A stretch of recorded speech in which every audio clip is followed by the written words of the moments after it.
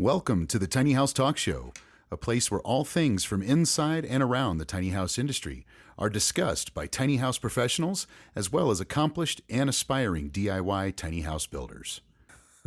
My name's Damon, and I am the host tonight without my counterpart, Natalie, of the Tiny House Talk Show. And on a very short notice and a very welcome surprise, my dear friend and colleague, Trent Haery, has joined me from Modern Tiny Living, all the way from bright and sunny Columbus, Ohio, to come stack some tiny house trailers up and drive them home in a blizzard, man. You're an animal. Thanks for joining us, dude. It's good to have you. Thanks for having me. You've obviously done well in the tiny house industry with the name behind yours that says Modern Tiny Living on it. Tell us a little bit about who you are and who your company is. I think most of our 200 subscribers by now will probably already know who you are, but we're still in the friends and family circle. So awesome. Hopefully you'll give us a hell of a show, and I'll have 1 trillion subscribers by the end of this episode. Oh yeah, easy. But yeah, man, tell us a little bit about yourself and how you got started in the tiny house business. Tell us kind of about Modern Tiny Living. Like, sure. give us the chase, man. Let's hear it. I'm Trent. Nice to meet all of you out there. Like Damon said, this wasn't planned at all. I just happened to deliver a tiny home last week. I'm from Ohio. We're in Colorado right now. And for the context. And you brought a blizzard in with you. And I brought a blizzard. It's cool. I came in like a wrecking ball, like Miley Cyrus, basically, is what I did. Yeah, you did. So I just finished a delivery to the LA area, Santa Monica. And on my way home, I thought, you know what? I'm going to surprise these guys with a late Friday afternoon surprise. And it's almost 8 o'clock, isn't it? And ask them to stay late and wait on me and help me with my monstrous stack of steel out there. We call trailer-made custom trailers. So they were, as always, super helpful, and there you go. As always, super helpful, and said, "Yeah, sure, no problem. We'll be here." And what they didn't tell me, is that I'd still be here 3 or 4 hours later. But that's all right, That's what friends are for. So for those of you who have a relationship with us here at TrailerMade, whether you're a customer or a colleague, a professional tiny house builder, this is a time warp zone, and I'll get stuck in story time, and most of my colleagues have story time to bring with them. Yeah. And immovable objects meet unstoppable forces. It's been 4 years since we've seen each other. It's crazy. Yeah. The pandemic just it froze time a bit with me and a lot of you guys out there in the world. And you've grown, you're busy, we've grown, we're busy. I have, there's more people in between our interaction now. We don't get to talk a whole lot we used to. It was Trent used to call Damon, and Damon would take an order on the back of a notepad all the time. Go build a trailer for Trent, and then Damon would drive the trailer to Trent in Ohio. And the good old days. Yeah, man. And it's like you said, I look like I'm all out of the piss and vinegar and full of the wisdom. Totally. That's what all the white hair and the beard. It's I'm a shoe in for Santa Claus when somebody gets to call me Grandpa. So I'm just embracing it, man. I don't care. I'm not in for the just for shysters. I don't want to go that route. No. It's future silver fox right here. I'm a living silver fox. Ladies, he's taken. Trent, why don't you tell us a little bit about son of a bitch, man. So it's gonna get good now. All right, so who was the irresponsible bastard that let this happen? Who invited me here? Yeah, it was me. I get it. Yeah. I'm to blame for all of this. It's okay. Yeah. I think somebody else told me that earlier. Oh yeah. Oh, it was Jared Tachi. He's a van life awesome YouTube channel guy. Is Ghost Jared Tachi, and he built out a couple of vans. Shout out to my boy Jared. What's up? Ghost Design and Building, and he's chronicling this on his channel. His tiny house kit that he got from us last year, and he put up a YouTube video last night that said he finally reached a breaking point, and it was over his lights. I haven't watched the whole video yet, but I shamelessly fast forwarded through to the part where he was kind of breaking down because he said so where it happened. So I'm like, oh, I'm just going to go there. Oh man, poor guy. So I gave him like a cheer, and in the comments, like and retweet. Yeah. Mm-hmm. Yeah. He blamed me. He said, this is all your fault. LOL. Just kidding. But you got him in. He wasn't kidding in that moment. He was mad at me, I think. He's like, how did I let Damon and Natalie talk us into this tiny house nonsense? I should have just stayed in my van. That's funny. I don't know. Staying relevant, staying hip, staying very hip. That's what I'm doing. You're rolling with it. Yes. You're not rolling with it. You're rolling with it. Should I dab on the haters? I think you should. It's haters, right? Mm-hmm. Yeah. Mm-hmm. Yeah. I don't even. Yeah. A dab here in Colorado means something very different than what it does in that whole algorithmic language. I learned about the dab last time we were together 4 years ago. Yes, you did. I did. Yes, you did. You want to just fuck tiny house stuff for a minute and tell us about what is your experience with the Colorado dab? Well, which was at a tiny house festival, by the way. So it is tiny house related. Yeah, it is tiny house. So we're gonna talk. We're gonna talk a little bit about getting high as hell at a tiny house festival together. So without further ado, Trent Haery from Modern Tiny Living. There we go. Well, we got to work on that last name. How do you say it? Haery. Do you really say Haery? That's why I just stick with Trent usually. I can't even say my own last name, so yeah. I'm just Damon. I'm sorry, I've been mispronouncing your. It's no big deal, dude. For I never bothered 10 years. I never bothered to correct you until we were on camera. Yeah, that's best time to do it. And it would have rattled me, but I don't care that much about your last name. Because who cares? Because I don't even say mine. I already told you that. It's like if you're trying to correct me, it's not. You're making a mistake. It's not easy to pronounce. It has no definition. It's like a mud puddle. All these vowels and an R and a Y. It's just. Mine's French, so you don't even pronounce half of it. It's just a. Yeah, it's just, my last name's a quitter. It just gives up halfway through the words. Well, here you go, guys. I was walking by Damon and Natalie chomping on a monster of a cheesy sandwich. What was it? It was a big grilled cheese. We were at a Colorado tiny house convention, and it was 2019, and I was just about to eat this sandwich, and he said, "Hey, Trent, you want that to be the best sandwich you've ever had in your life?" And I thought, is this a trick question? It was. And then I realized what you were suggesting is to hold this big machine that looks like it wasn't a big machine. I've got it right here. Look, it's not a big machine. To me, it's a very small machine. It's high tech. And you said you have to press these buttons, and I just, I'm always pretty much up for an adventure. And you were. And I probably fell over from coughing so much for about 2 seconds, and then then it was the best sandwich I've ever had in my life. It was a bomb ass grilled cheese, wasn't it? You delivered on your promises. My man. So that happened, and then I proceeded to sit in my tiny home and stare at the ground for probably 2 hours. Yeah, you were pretty relaxed. Came back around to real life. Yeah. But I was so happy for you because that was at the end of day 2, I think, wasn't it? And we were all just like a wreck. We were worn out. Yeah. Everybody was just haggard. It was awesome. It was. All the shows when we go and when I say those things, I'm not complaining, guys. We love getting run ragged at tiny house festivals because it means you guys are excited about what we are there to show you. And you always come with the straight thunder, dude. Your tiny houses have been well traveled and well received in the community.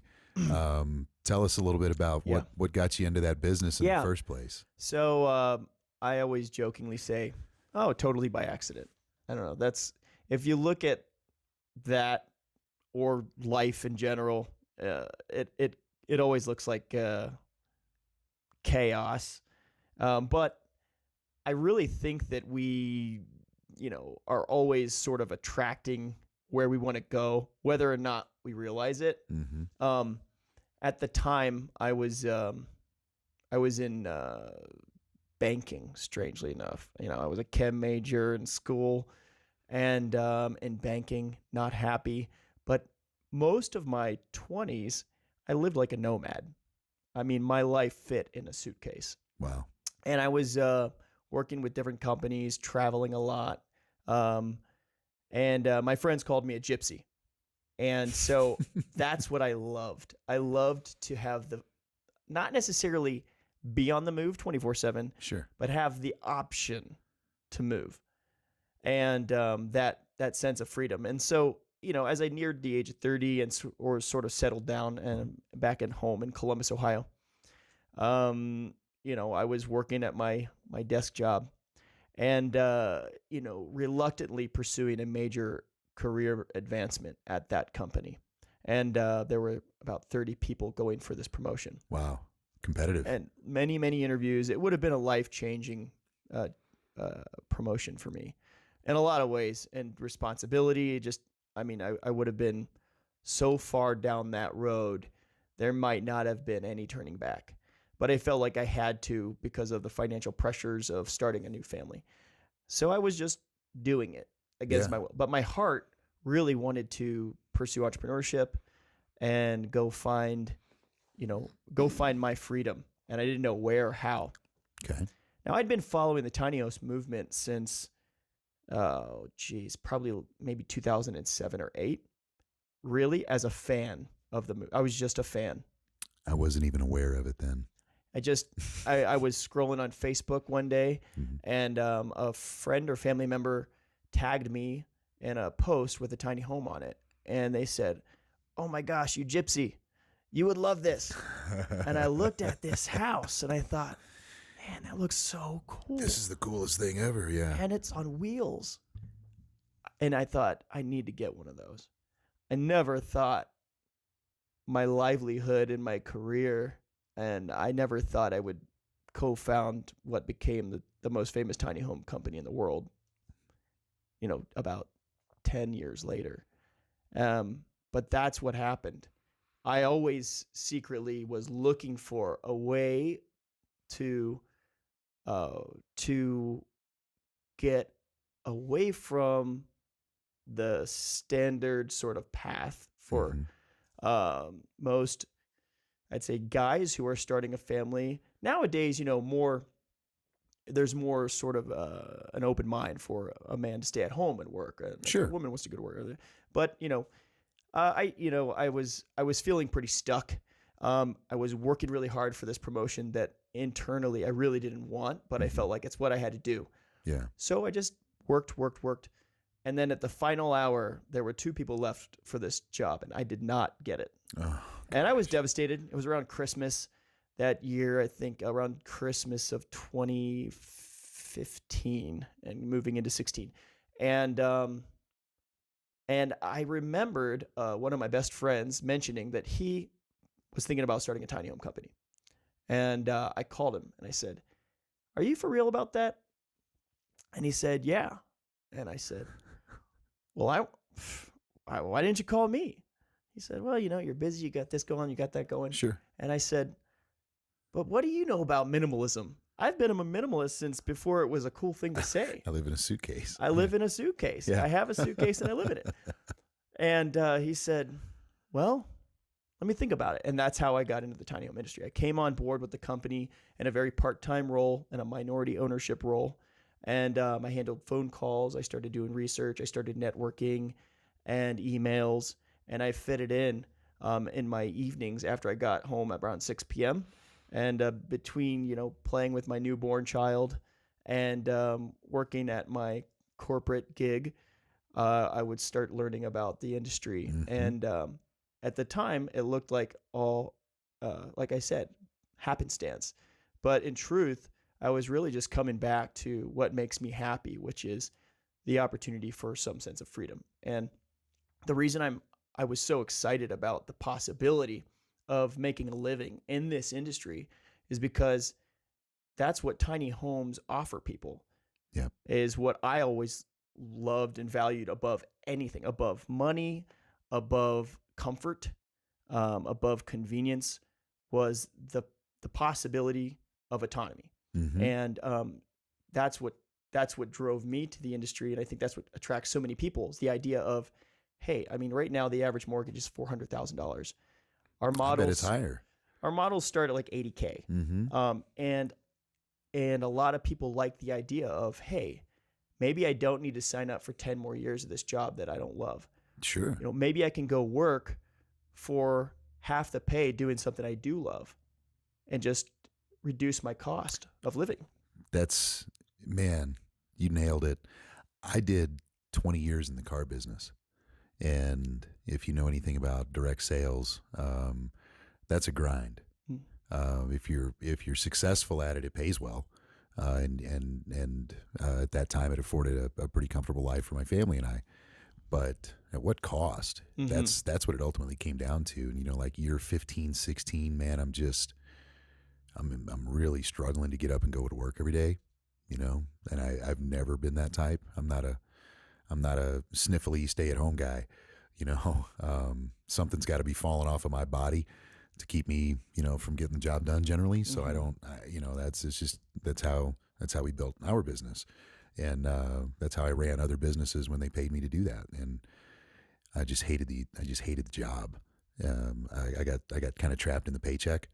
You know, my lifestyle easy to do. Yeah, I got pigeonholed in, really, and it was humbling to have lost it in 2008. You know, like most, and especially in the area that I was in. I was down in Phoenix, and had a lot of you know, future retirement dollars wrapped up in real estate. You know, we were investing in that, and the carpet just got ranked right out from under us. Right. Yep. So like most, and by 2009, I'd hit the reset button and Control Alt Delete on life. You know, and that's where I started conceptualizing how do I solve, you know, because that's what I was trying to do. I was trying to get people houses that, you know, otherwise maybe couldn't afford one. Sure. You know, we were turning renters into owners, and that was my trajectory before this. Okay. So that was my pivot out of the car business, was to kind of be this, you know, altruistic real estate tycoon. Never got to the tycoon part, but plenty of altruism and you know, in bankruptcy. Yeah. So easy come, easy go, right? You know, when you look at what it's a cyclic thing. It's not the first time that's happened in this country. It's not the first time we've had a massive transition of wealth from the middle class to the upper elite class. One of the things that I know is the cost of admission keeps getting higher and higher and higher for home ownership of any kind. It becomes unattractive. It does, and unattainable. Truly Unattainable. Sure. You know, I got kids in their 20s and their late teens and early 20s, and I look at the path forward for them, and I don't see home ownership financially without help from us, help from, you know, some other kind of income, because pay scale doesn't match real estate prices wherever you are in this country.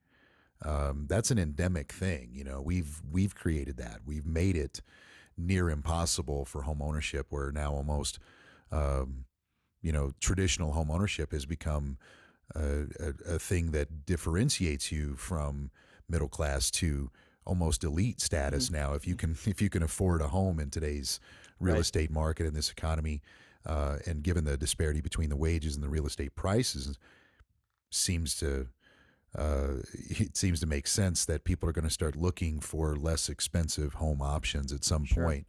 And we've hit that tipping point. You know, we've been in this business now over 10 years. You've been in it for more than 6. Yeah. And 7, geez. Yeah. Man, no wonder all the white hairs. I even see a few pop up on your chin there. That's right. Yeah. We're distinguished. That's it. And wise. So with wiser. Yeah, I'm a long way to go from wise. But truly, the industry is giving to so many different you know, problems. It gives a homeless person a solution. gets somebody off the streets. It gets a veteran out from under a bridge. We've done that in Kansas City with the Veterans Community Project.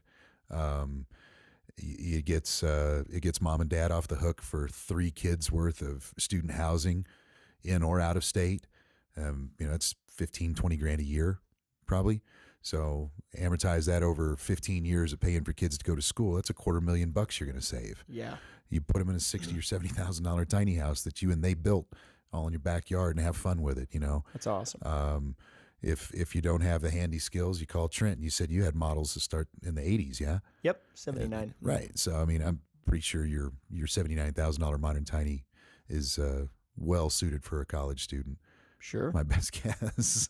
Like I said, I've seen this guy's stuff for years. We're proud to have them build on our product, and it makes us better. And I'd like to think that we do the same for your product too. Yep. Only trailer we've used since the first phone call I ever had with you. Well, I'm not that good a salesman, so we must be doing pretty good. Yeah. But I got our architect and co-founder Bruce on the phone with you. This is jeepers, 2016. I thought it was we were in the Denver building. No, that was 15, wasn't it? Was it? It might have been the end of 15. I think it was at the end of 15. Okay. That's what I recall. And after the call, I hung up and I said, "All right, Bruce, I don't know what any of that shit means. Should we use TrailerMade?" He said, "They're not cheap."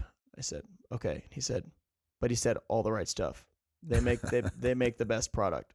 I said, "Oh, well, we never have to talk about this again." And that was it. It's settled. Well, we're ordering from TrailerMade.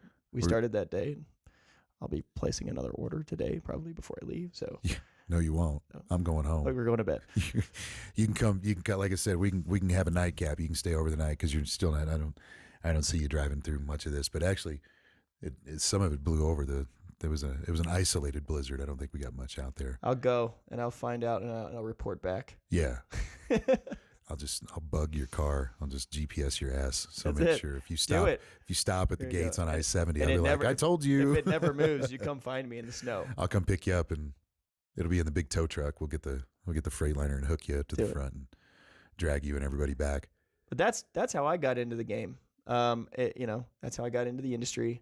And my goodness, so many things have changed since then. I slowly sort of took over the managerial duties of the company, which means I was on a phone call the other day, and one of my representatives was on the phone with someone else and said, "And here's our CEO, Trent." And I said, "Well," I said, I'm really the chief janitorial officer of this operation." That's fact. And I said, do you guys want to know what the CEO was doing earlier today? I said I was wrapping up a ceiling fan with diapers to protect it in transit to make sure there's no damage on this 2,400-mile trek that I'm about to make. Life is crazy. So I'll wrap up this part about how I got into the industry and sort of this epiphany I had the other day. It was I used to dread Monday mornings. I still do. Okay. They're getting better recently. Better. Yeah. But so they're still Mondays. Yeah, they're Mondays. And one of the reasons I'm so grateful for the Tiny Home movement, and again, I feel passionate about it and proud to be just another contributing builder and member of this community and part of the cause, hopefully helping to lead it these days, is because it does help people get back to some sense of freedom, whether it's eliminating debt, bills, or the opportunity to have a home you love and relocate and take your home with you. So all those things. But I was towing a home. This is what's today. Friday. Okay.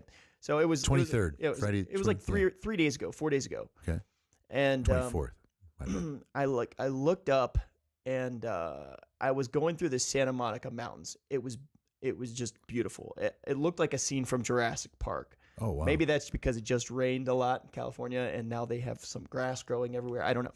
It was beautiful. It was Jurassic Park. I was going through this tunnel and I popped up and made a left on Highway 1 and I had the these big waves crashing just to my right. Oh, you were on the PCH. That's what Highway 1? That's what they call it. Yeah. And Pacific Coast Highway. Yeah, I was just following Siri because I'm directionally challenged. But I looked up and I was just in awe of what I was looking at. And of course, the homes over there are really, really impressive. And I thought, man, rather unaffordable. It's 8 a.m. on a Monday, and this is what this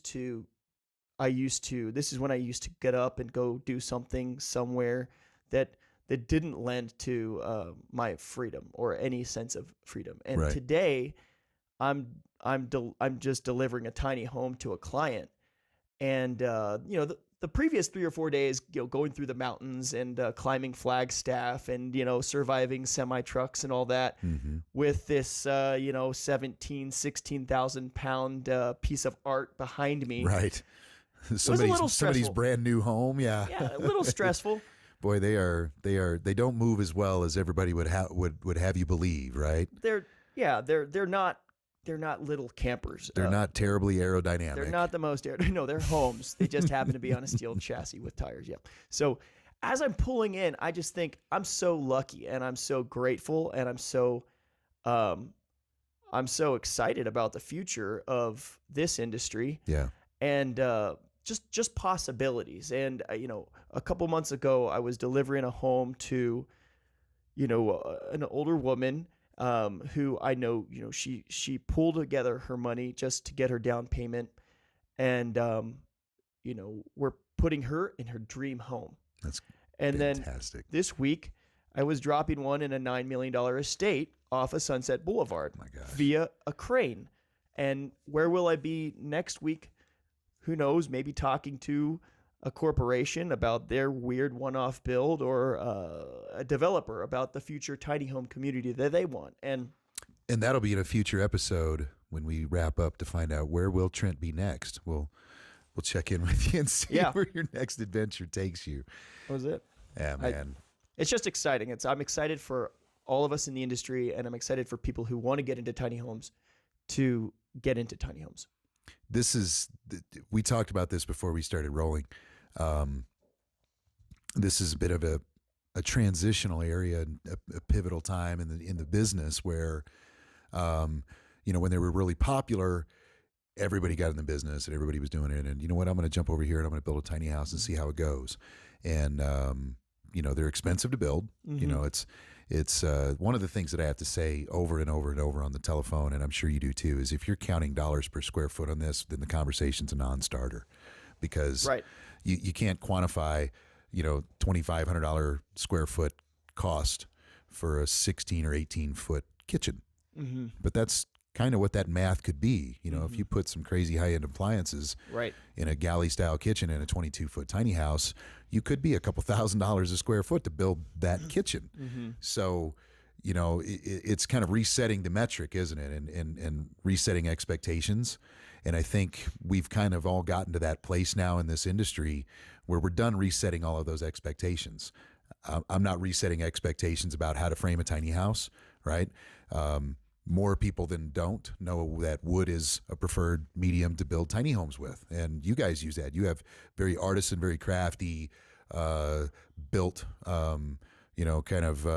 what dare I say, or they're Amish built, right? Yep. It's, you're built in Amish country in Ohio by probably some of them world-renowned carpenters that we don't even know their names, and it's they don't have electricity. Yeah, and can't find them. I can't find them sometimes. They're not on Google. No. But they are beasts at what they do. Absolute artists, like you said. It's art, and your homes are that. We've pushed this technical and technological edge with our product, trying to find the newest, latest, greatest, coolest, in quite a different arena than the one that Modern Tiny lives in and builds homes in. We've worked with builders like yourself, not just on the foundations, but also some steel frame kits. You guys have done some of those. There are some companies that swear by it. That's all they build with now, and we're not just out selling that product, but we've been out pushing that message. Sure. Selling steel framing as a really good building alternative to traditional methods for a long time.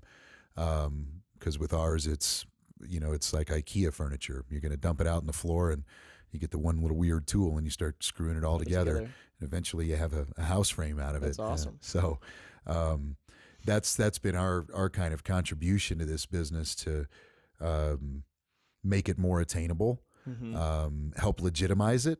I think you and I could agree that there's those who fancy themselves builders that could probably stand a class or two on construction best practices, maybe, and those are the ones who, by and large, probably aren't around very long or aren't even around by today's standards. Some of those I know that no name dropping necessary, but it's a tough business. It is, and it is very competitive. It's a tricky business because there aren't many financing options out there available to the buyer. They pretty much have to come with a stack of cash, Yeah. And it screws us all. It does, and these things have stood in our way since day one. Remember me telling you about that? I was like, "Are you sure you want to get in this business? Because you're only going to be selling to cash buyers. How many of those are you surrounded by? Sure. And how many of those are you going to be surrounded by in a decade? I don't think that, especially through the time that we've seen here, the last, dare I say, recession-like period of time in the era of $4 and $5 diesel fuel and $120,000 price tags on trucks to move tiny houses around. How much more cash is left for the tiny house community out there to buy homes at the ready, right? Right. And for those banks that are out there listening, I hope to God that they're paying attention to this, because my numbers speak a good volume to the industry, because we have a large market share, but we've sold over 6,500 tiny house trailers in 11 years. That's amazing. They aren't all going nowhere. They're all being used. That's right. They've all got somewhere to park, right? And banks are missing out. If that's 6,000 cash buyers. So imagine how many people Thank you. actually want them and are in line waiting for banks. We have, I think, two right now, maybe two. Maybes. And they're two very strong maybes as far as approvals go. Right. You've got to be just so to get a loan for a tiny house through them. And yeah, we've tried 3 or 4 different ways, and very few of them have gone as advertised. Just last week I started to get a little more flexible with our clients because interest rates are crazy right now. And I said, look, if you can't get approved, do you still want a home? And they said yes. And I said, well, what can you do? What can you do down? What can you do in the middle of the build? What can you do at the end? What kind of payment can you handle after the fact? So if it means we have to take on a little more risk, we're entertaining that right now. Yeah. And I said, I'll just give you the interest rate, whatever banks do, and cut in half. Wow. Yeah, because we're not a bank. I don't want to be a bank. No. No, none of us want to be a bank. We can't finance at 0 and lose 4 or 5 or 6% per year. But I just said, well, Google whatever the prime rate is right now, and that'll be it. So that's amazing. So we worked out a couple deals, and yeah, I've decided, I'm in this. I have no plan B. There is no plan B. There is no plan B. And my most recent full-time hire is my mother. And she no longer has a plan B. And so, anytime I talk to the team, and they say, oh, I don't know about this. I don't know about this. And I say, well, guess what? When there's no plan B, this is what it is. It's really easy to make decisions. Yeah. It's really similar to once towing a tiny home down a very narrow road, a blizzard in the mountains of West Virginia. I made a wrong turn. There were downed trees and downed power lines, but it was an icy, snowy road that was very narrow, and there was no way to turn around. So it made the decision-making very easy. All of them were made for you. I just had to go forward. Yeah. There was no, I can't stop. I can't back up. And so that's how I approach this industry and working with our clients. And working with our team is, we know that we we're going forward. So now that that's settled, how are we going to do it? Yeah. You know, The what does going forward look like for you guys? We'll kind of wrap up with that. Yeah, We've had a great talk, and I want to see more into the future through Trent's filter, through your lens. What do you see in the tiny house? You know, predict our future. What's it look like for you guys? What do you think it looks like for us, Trailer Made? I mean, are we going to see the decline of tiny houses on wheels? Are they going to transition, or have they transitioned to something else? What's your take on that from the outside looking in? Well, when I popped in here today, you said sort of, how are things? How's business? And I said, strangely, I'm really, really excited and optimistic. And you laughed, and I said, if you asked me a few months ago. 2 months. You said 2 months ago. If you asked me 2 months ago, my answer might be different, I told you I was terrified 2 months ago. We know this business is a little seasonal because all construction is usually around Thanksgiving. Absolutely. People kick back and relax for a couple of months and forget that they had this dream of being in a tiny home by spring. And then they call us, on the first day of spring and ask us if we can have their tiny home to them in 2 weeks. Yeah. On Easter. Yeah. On Easter. Yeah. So that's right. Normal, right? That's normal. That is our normal. Yes. And that doesn't scare any of us who've been in the game for more than 10 minutes. And it's not what had me concerned. But I would say, if I have to look back at sort of the last, 7 years, where we are today and where I think we're going, with the banking situation, I'll just say with the having only a couple lenders on board doing collateralized tiny home loans, that means it's not just a big personal loan. No, it's like attached to the title. There's a lien. Yeah. Yeah. It means that they consider the tiny home something of value, worth money. Yeah, it's of value, right? It's collateral. So even though we only have 2 lenders right now, there's not a lot of competition, and they're probably overwhelmed, and it's clunky and slow, and they don't approve a lot of applicants because they're sort of pioneering that part of this business. It's still progress. So compared to 7 years ago, when I literally had to tell people, hey, sorry about your dreams, but unless you have this many tens of thousands of dollars more than you think you need, call us back. Be our friend on Facebook and just call us here and whenever you can. But there is no option. And now at least we have a few options. They're not great, but they're better than no options. Sure. So that's for the individual consumer. But just if I'm looking at the industry as a whole, the frequency with which I receive inquiries about larger projects. So that is an infusion of capital, not from a bank, right, but from maybe some larger enterprise where they say, hey, we're looking to inject X amount of hundreds of thousands or millions into this industry. How do you think we should to make the most of it? Absolutely. And having been the guy literally driving over, I don't know, probably 120,000 miles towing tiny homes and, cleaning the compost and toilet, not up. Did you have a poop bandit? I had a poop bandit. Oh, no.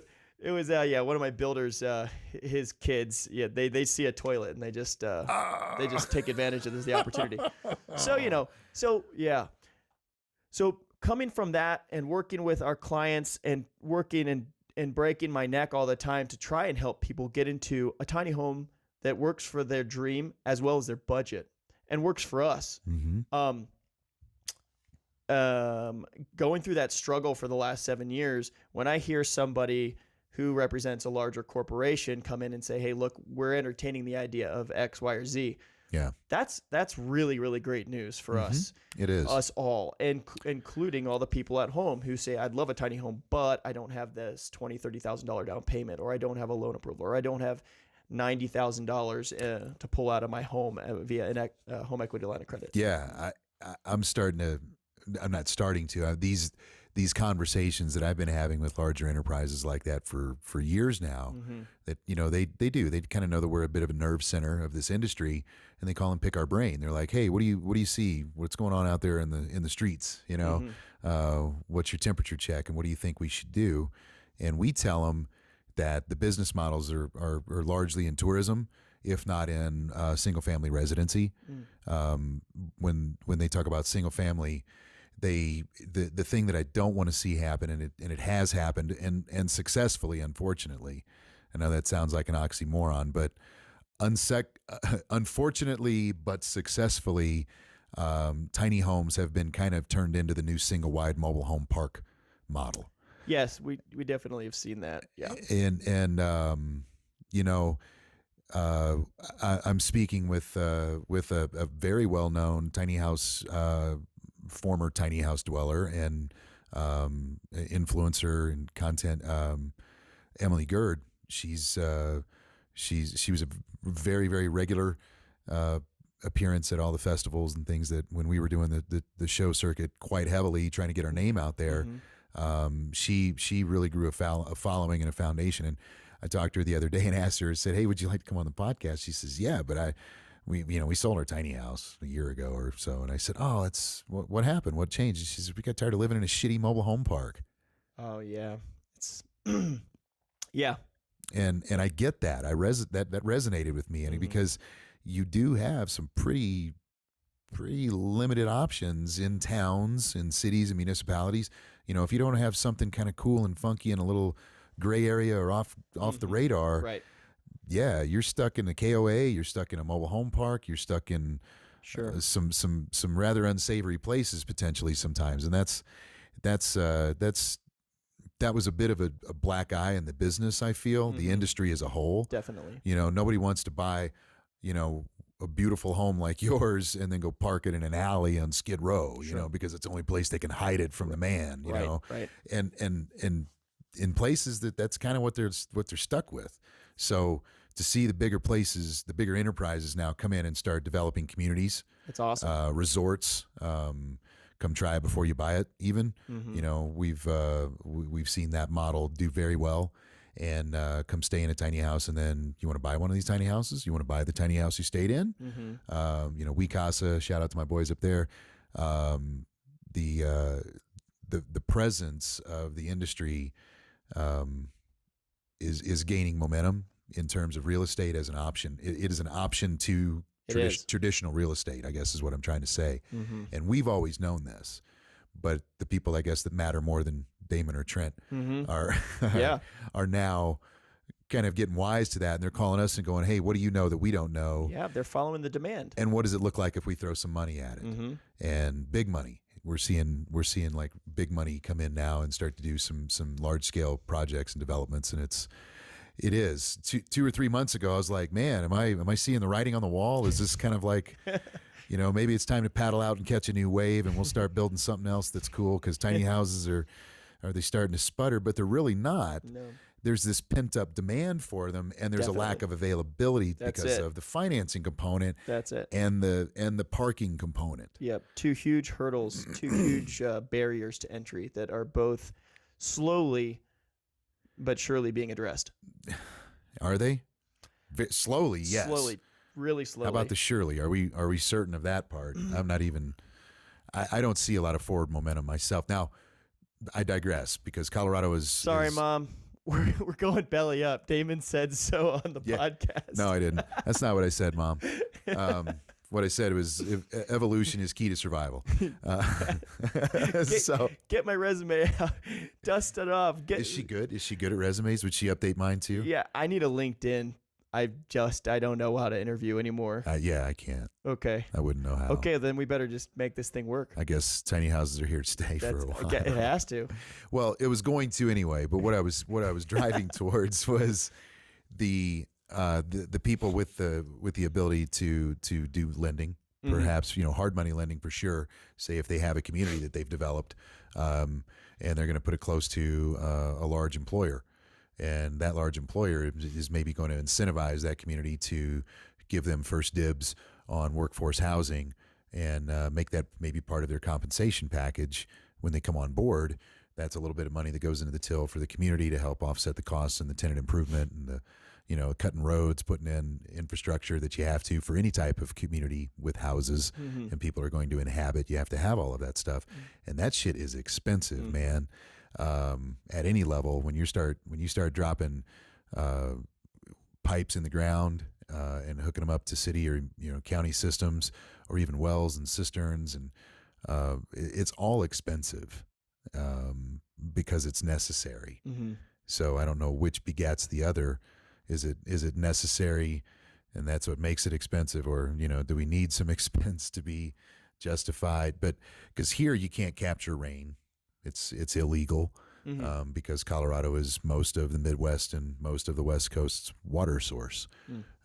Here in the Rocky Mountains, this is, Grand Mesa is the largest watershed here in the States. And this is our first year in almost 30 that we've seen a real snowpack where we can, end a 26-year drought here in the Four Corners area. Oh, wow. Yeah. So we can't capture water. That's the short story. And, you can't dump anything on the ground here because you'll affect the groundwater. So it's not just, everybody thinks California is really sticky about environmental laws and things. Well, Colorado's right lockstep with them because we have very, very limited resources here. Everybody's drinking water is affected by what we do to the water here. And that all goes downstream all the way out to the ocean. So hopefully no train derailments, God. Anyway. Wow. I won't derail our conversation with that. But that's an absolute nightmare. Yeah. And a shame, and lots of people should be ashamed and aren't, I'm sure. That'll be the next podcast. That'll be the third. That'll be installment 3. That'll be the number. Oh yeah. And this many carried the 2. We'll figure out the math, but it's definitely, that's a longer conversation for another time. When we're on, we'll have to get stoned for that one. Yeah. When you don't have to drive, we are going to get blazed out of our minds. What? I said I'm in. You're in? Oh, I thought you said you admit. Yeah, you're in. I'm glad. All right, so I'll get Natalie to get that on the show calendar, and I'll fly out to. Wait, is it legal to have weed in Ohio? It's mostly, I think. It's legal-ish. It's legal when you're with me, for sure. It's decriminalized when I'm with you. Yeah. Yeah. Still a misdemeanor if it's under.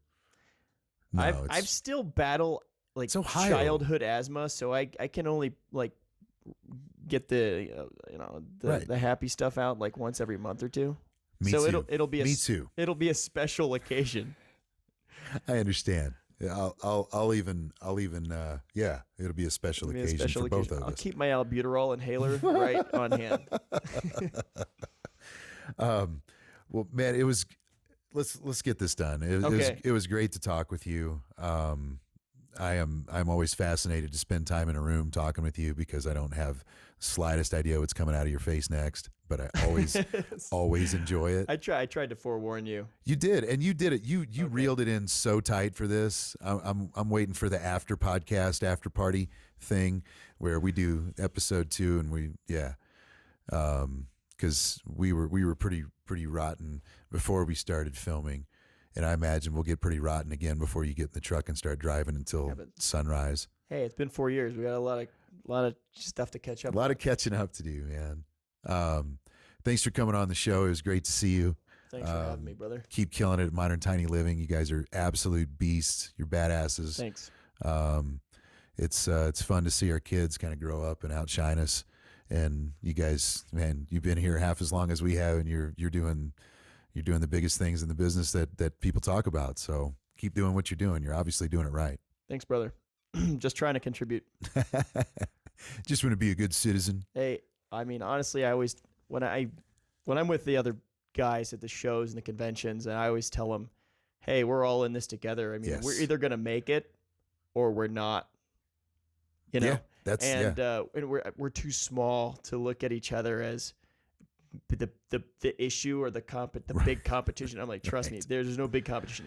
No, there's no big competition over here. Either the industry is going to survive and thrive, and then we're all positioned well. Yeah. Or it's not, and we're all in the same boat. So that's it. We'll all be getting mom to update our resume. That's it. You're going to be busy. Yeah, Ma. If you're watching. That was your fault. Right on, man. Good seeing you. Yep. Thanks a lot, brother. You bet. Thank you. If you enjoyed today's episode and you want to hear more, please feel free to offer up any suggestions in the comments below for us. Please make sure to subscribe to our channel and like the content that you enjoy. It really helps us grow. You can also find us at trailermadetrailers.com and on Facebook and Instagram and wherever you download your podcasts. As always, thank you so much for your continued support.